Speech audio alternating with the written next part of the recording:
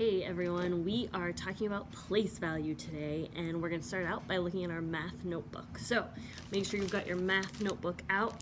You need to be on pages NBT 17, this one that says place value at the top.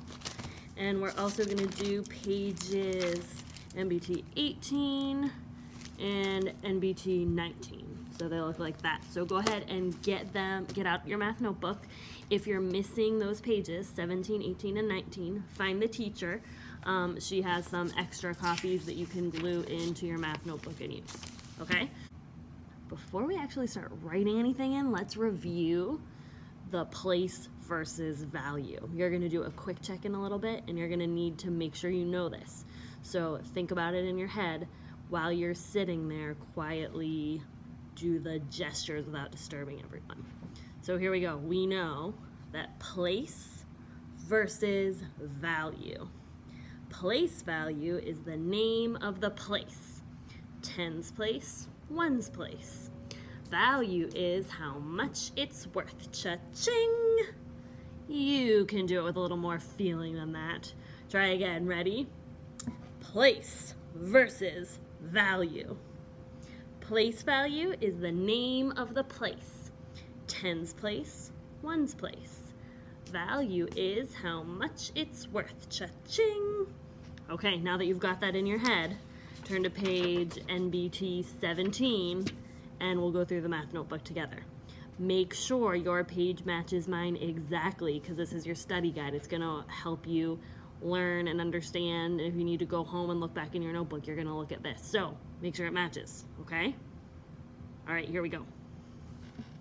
All right, let's check it out. We are on math notebook page NBT 17. It says place value at the top for NBT 1. So we just did our word wall gesture for place versus value. Now let's apply it and put it into practice. So remember, place means the name.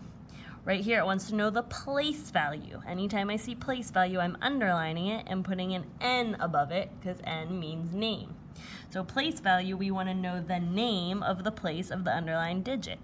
The digit is a 3. It is in the ones, tens, hundreds, comma, thousand, 10,000s place. So you're going to want to write 10,000s place. Don't be lazy. Write the word place so you know we're talking about place value, and make sure you spell it right. All right, next box here, it's asking for the place value. So underline place value. Place value is the name of the place. Tens place, ones place. So underline it, put an N by it. We're looking for the name of this place here of the 0. That's in the ones, 10, hundreds place. So go ahead and spell correctly, hundreds place. So you know you're talking about the name of the place. The next box says value. We know value is how much it's worth. Cha-ching! So I'm going to put a $sign by value. I'm looking for the value of the 8. So I'm going to write the number 8. And then I'm going to write all the numbers to the right of the 8 as zeros. So 0, 0, 0, 0. The value of the 8 is 80,000. All right, let's move on and compare the value of the 4 in 82,364 and 128,461. So I'm going to underline the 4 here in this number and the 4 here in this number. I am comparing the value. The value is how much it's worth. So let's see, I know the value in this one is just going to be 4 because it's in the ones place, so it's just worth 4. The value of this 4 is going to be 400 because it's in the hundreds place. When I'm comparing the values, I want to know how many times 4 will get me to 400. And I can put in my little verses thing.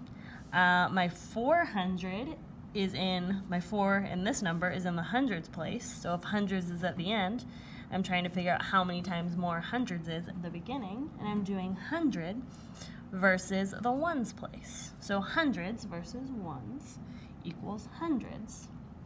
So I'm missing multiplication. Something times 4 equals 400. I can use the inverse operation of division, 400 divided by 4, to figure that out. And you can use your calculator to get the answer of 100. So if we're comparing the values, we know the 4 in the pay attention hundreds place is, we found out 100. 100 times more than the 4 in the ones place. There you go. Let's do it again for this next one. We're comparing the value of the 8 in 1,324,968 and 681. So I'm comparing the value. I know value is how much it's worth. So I'm going to have to see what the value is of the 8 in these numbers. So the 8 in this number, the value, it's in the ones place, so it's just worth 8. The 8 in this number is in the tens place, so that's going to be worth 80. So I want to know, I'm comparing how many times 8 equals 80. And I can do my little verses here. I know 80 is in my tens place. I'm versing the ones place. The tens place goes at the beginning. So something times 8 equals 80. I'm missing multiplication. I can do the inverse operation of division to check. 80 divided by 8 equals 10. So my answer is going to be 10. So I'll write my sentence. The 8 in the tens place is 10 times more than the 8 in the ones place. So just notice here, the 8 was in the ones, and then again in the tens, one place value away. So that makes it 10 times more. If we go back to the one we did before it, we had the 4 in the ones and the 4 in the hundreds. That time it was 2 place values away. So it was 100 times more. Okay, you just completed the first page. Turn to page NBT 18 to do the next part. Okay, you should be flipped to NBT 18. Looks like this at the top for NB2, standard form, word form, and expanded form. So you have a number up here, and you can see it has the place values in the periods. So here's our ones period. We have ones, tens, hundreds. Then we know there would be a comma here. Then we have our thousands period, thousands, 10,000s, 100,000s. We know another comma. And then we get to our millions period with our millions place. So it wants us to take this number in the box, and first we're going to write it in standard form. Look at the math word wall right now. We know standard form is the normal way to write numbers. So I'm just going to start with my millions. 1,254,379. There's my number in standard form. Now it wants me to do it in word form, so that's using words, duh. So I just have to read this and write it out as I would say it. Remember, each comma is a word, so every time you get to the comma, you're going to say the comma word. So this number would be 1. My first comma word is million. Then right where there is a comma after the comma word, I put a comma 2. So 1,000,000, 250-4, and then I'm at my next comma word, which is 1,000. Put an actual comma. And then the last 3 digits, 379. And there you go, you've got it in word form. Last one is expanded form. Expanded form is a way to write numbers by blowing it up. using zeros and plus signs. So I'm going to take a look at my standard form one because that's the easiest way to do it. I'm going to start by looking at the digit in the biggest place, the 1, and I'm going to write the value. So the value of the 1 is 1 million. Then next I put a plus sign and I go to my next digit, which is 2. The value of that is 200,000. Then I put a plus sign again. Next digit is 5. The value of that is 50,000. Plus 4 for 4,000. Plus, now I'm in my hundreds place, 300. Plus sign again. That 7 is worth 70. And then finally my 9 is worth 9. So there it is in expanded form. Take a minute and make sure you have your page that matches exactly like mine. Then flip your math notebook to NBT 19. We're going to do one more page together. Here it is, NBT 19. At the top, it just has this number here. Let's read it together. 376,429. First, it wants us to put it in expanded form. I know expanded form is a way to write numbers by blowing it up with zeros and plus signs. So I'm going to start by looking at the number in the biggest place, which is my 3, and I'm going to write the value. So the value of the 3 is 300,000. Then I put a plus sign, blowing it up with zeros and plus signs. My next digit is 70 in the 10,000s place, so I put plus 70,000. Plus my 6, which is worth 6,000. Another plus sign. My 4 in the hundreds place, the value is 400. Plus my 2, the value is 20. Plus, and then the value of my 9 is just a 9 because it's in the ones place. Now that I have it in expanded form, it wants me to put it in word form. Word form is the way to write numbers using words. Duh! So let's just look at it up here. Say our comma words, just read it like any 3-digit number until you get to the comma. So let's see, 370-6.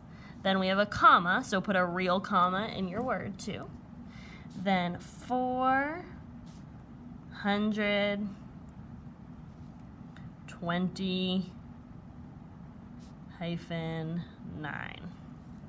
All right, let's move on to the next box. It says 45,261. What form is that in? If you said word form, you would be correct because it's written in words. But it wants us to take it and write it in standard form. So to do that, the first thing I'm going to do is find my comma words. So I see one comma word here, 1,000. Remember, 100 is not a comma word, so 1,000 is the only one I have.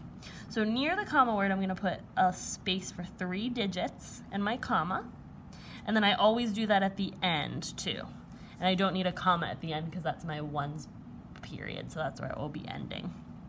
So, okay, now that I have in my digits, I'm going to see where I can put the numbers in. So this says 45,000, so I'm going to have a 4 here and a 5 here. This doesn't need anything. Since it's to the left of all the numbers, I can just leave it blank. I don't need to put a 0 in there. Then the next part is 261, so that fits like this, 261. Now I can just use what I wrote at the top to put it all together in standard form. 45,261. Now we need to write it in expanded form. It's easiest to look at standard form to get it into expanded form, so that's what I'm going to do. Starting with my number in my biggest place, my 4, its value is 40,000, plus sign, 5,000. My next number, my 2 in my hundreds place, so I put plus 200, plus my 6 in my tens place is worth 60, plus my 1 in my ones place is just worth 1. So there is an expanded form. One more box to go. What form is this number written in? Think about it. If you said expanded form, you are correct. We are going to write it in standard form. So to take expanded to standard form, I am going to find my biggest number, which is my 900,000, and I'm going to write that many lines and commas. So there's 3 in 900, 1, 2, 3. Then comes my comma, then 3 more zeros, 1, 2, 3. Then I'm going to take the digits and put them in their correct place value. So 900,000, the 9 is going to go in my hundred thousands place. Then I have 3,000, that goes in my thousands place. 600, the 6 goes in my hundreds place. And 5, my 5 goes in my ones place. Now I just need to fill in my zeros, and I have my number in standard form. 903,605. Now I have to put it in word form, which is a way to write numbers using words, duh. So I'm just gonna say it in my head and write out the words. Focus, focus, focus, focus, focus! Look at the first 3 digits, 903.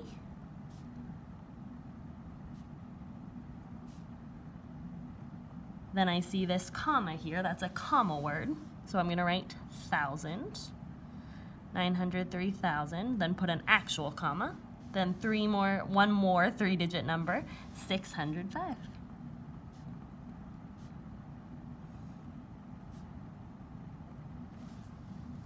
There you go, nice job with your math notebook. Okay, you should be all done with your math notebook now, pages 17, 18, and 19. If not, go back, make it match exactly. That's going to help you do your work today, because the rest of the part, there's no video. You are on your own. I know you can do it. So, you got this packet, Daily Common Core 52. Do that first. Underline all important info. You know, bracket the question, code and label your hints. Do the best you can to fill this out. As always, if you're stuck on something and you can't figure it out, just ask me first thing tomorrow, and we will take a look at it together. So first, Daily Common Core 52. On the back of that, you have your mixed multiplication review number 3. So do those to stay really fast at your facts, and then there are 2 review questions on the bottom. So do those too. Then, the last thing you need to do right here is, can you see it? There you go. Quick check number 1. This is for a grade, so do your best work. The reason we did the math notebook was to get your brain ready to go so you could do this on your own.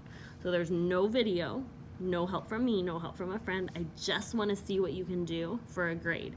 This will help me decide if you need some extra help, maybe during Daily Common Core time, so I can sit with you and make sure you're good with place value, number forms, and all of that. So do it for a grade, do your best work. This packet is not homework.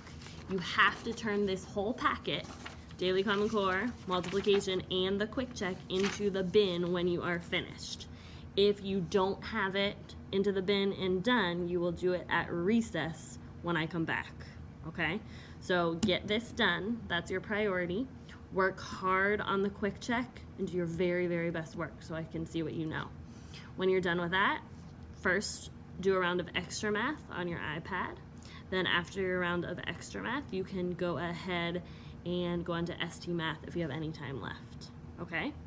Work hard, focus, pay attention, do your best, do what's right, all that stuff, and I'll see you tomorrow.